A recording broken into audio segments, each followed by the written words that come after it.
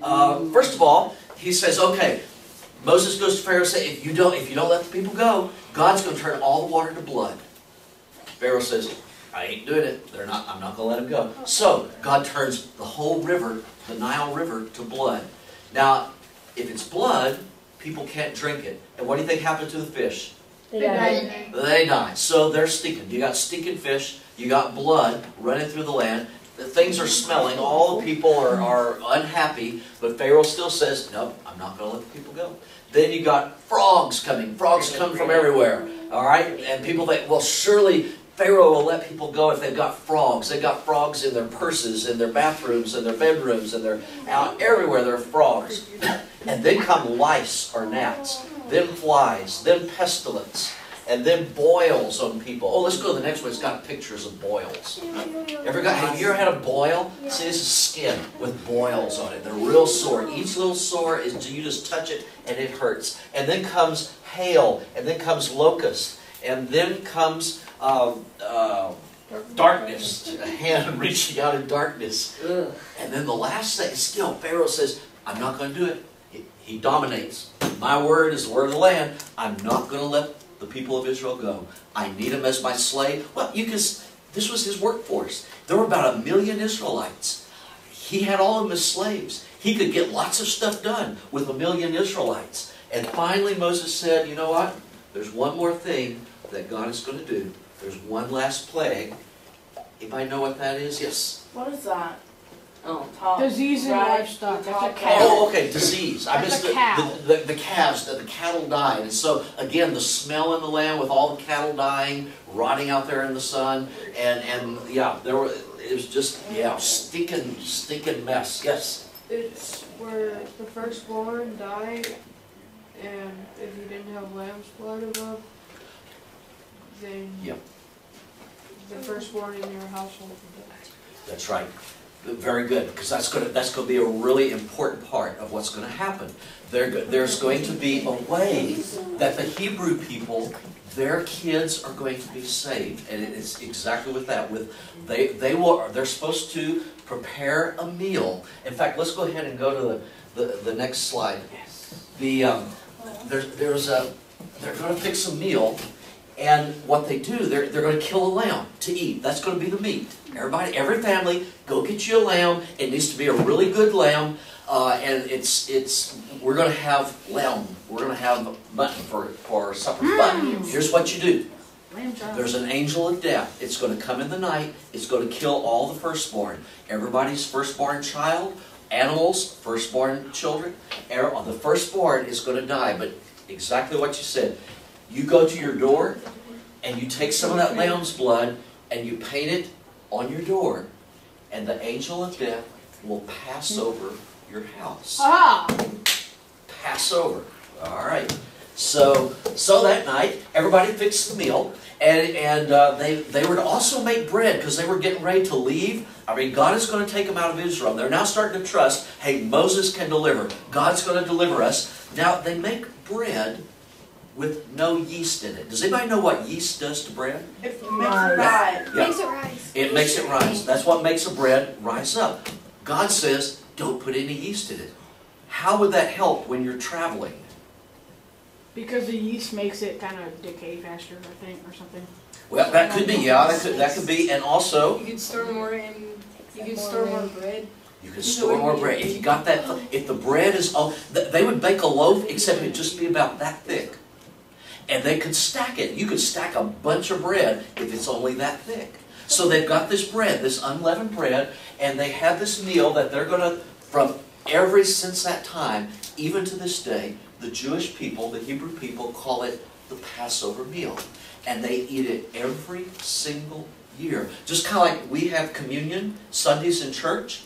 Every year, their main meal, their main holy meal is the Passover meal. And in fact, if you go to a Jewish home, when you enter into a Jewish home and they're having a Passover meal, they will welcome you in. Because at the end of the Old Testament, it says before Jesus comes, before the Messiah comes, that there's a prophet like Elijah who's going to come. So they think if you open the door, you never know if it's going to be Elijah at your door. So you better welcome him in. So if you go to a Jewish household on the night of a Passover meal, you're supposed to be welcomed in.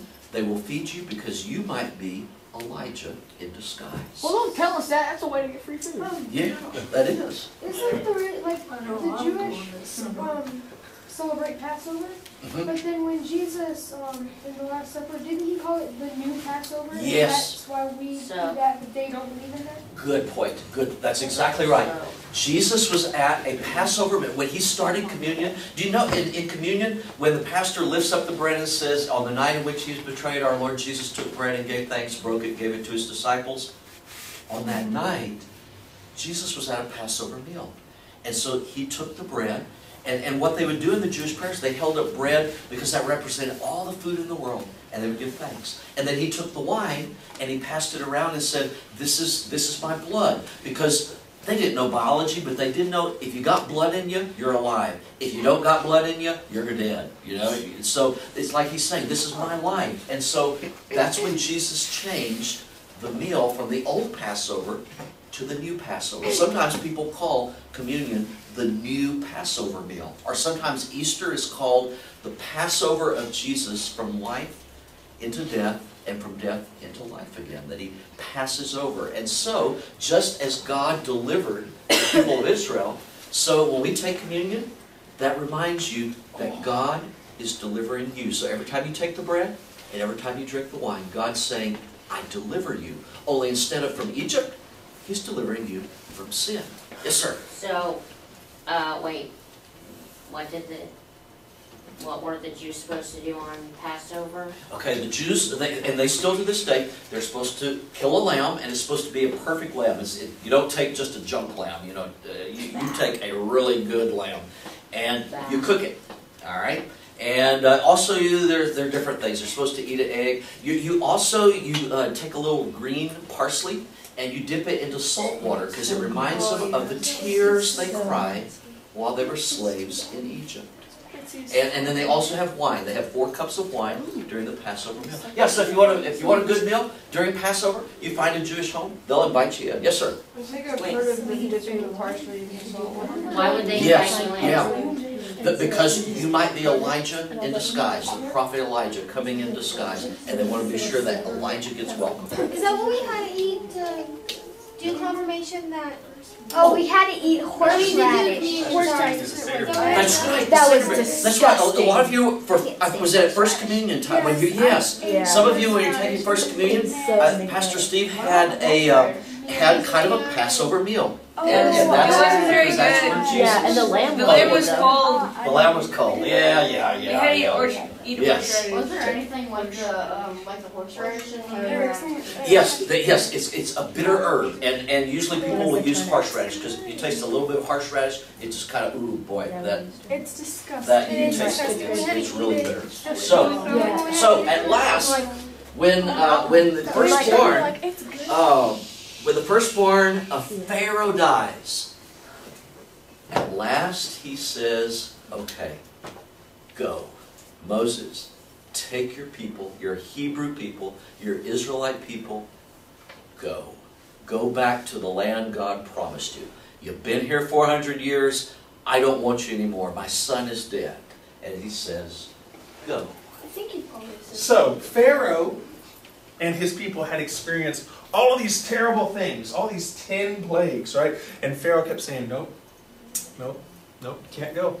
I'm not going to let him go. I'm not going to let him go. And finally, in the 10th plague, when Pharaoh's own son dies, he says, okay, go. So what do you think Moses and the Israelites did? Do you think they took their time saying, oh, that's nice, he said we could go, and let me get all this stuff together, I'm going to pack all this stuff over here. Oh! They got out of there, right? They got out of there. Let me mention one other thing about the bread that Pastor Casey mentioned, right? The unleavened bread, or the bread with no yeast. Sometimes it's called the bread of haste, right? The bread of haste. Does anybody know what that means? Oh. The bread of haste. Because haste means you really quickly. Go quickly, exactly, right? So they left out the yeast because when you're making bread and you put yeast in, what do you have to do? Wait You have to wait for it to rise, right? They didn't have time. They didn't have time. They were getting out of there, right? So they didn't put the yeast in because then they could make the bread faster, right? So they got out of there, right? And they're out of there. Moses is leading them out, right? He's leading them out. And God is leading Moses. Does anybody know how God leads Moses and the people? With the star? The stick. Not quite. No, not quite the stick. He does have the stick, and we're going to talk about that in a minute. The staff. What does he give? He gives them a pillar of, does Fire. anybody know? Fire and cloud. Fire by night and cloud by day. Exactly. So they're following this pillar of cloud that's leading them to the promised land that God has promised them. That looked cool. And Moses is going and going and going. And they're booking it, right? Because, you know, they're worried that Pharaoh's going to change his mind. And does Pharaoh change his mind? Yes. He does. Yes, he does. Yes. I was watching YouTube, and they said that they found the place where like Moses cracked a rock so all his people could drink. Really? That's cool. It wasn't even where they said, like in the back of the Bible where he went. Mm-hmm. It was some place, like Mount Sinai was some other place. It was like in I forgot where, but they That's found cool. like the huge rock. It was just split in half. Really? I'll have to check that out and see. So, Moses and his people are hurrying away. And all of a sudden, Pharaoh changes his mind. And he sends his army after him. And so now, picture this. Moses and the thousands and thousands and millions of people following him through the desert, trying to get away from the army that's chasing them. And they're following this pillar of cloud by day, and at night it turns to fire, and they're trying to go and go and go. And then they come to a big obstacle.